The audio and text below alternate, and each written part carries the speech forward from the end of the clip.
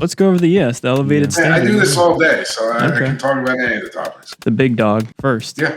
What makes it different? I guess this is the kind of upfront question. Why is it the elevated standard series? It has a lot to do with the way that the product was planned from the get-go, from an initial conception all the way through execution, right? So the product is certainly built to a higher standard. There's certainly better components from a board level, right? It's certainly more feature laden. It wasn't built with cost as the top line, where you see that when we're doing a lot of other projects or other products.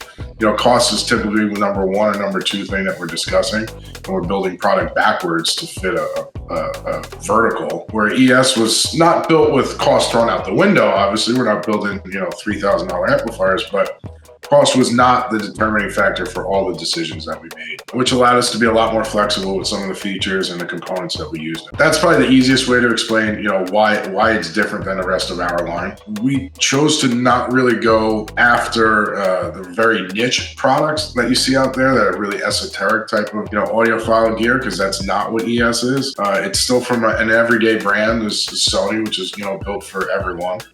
So ES is definitely an elevated standard.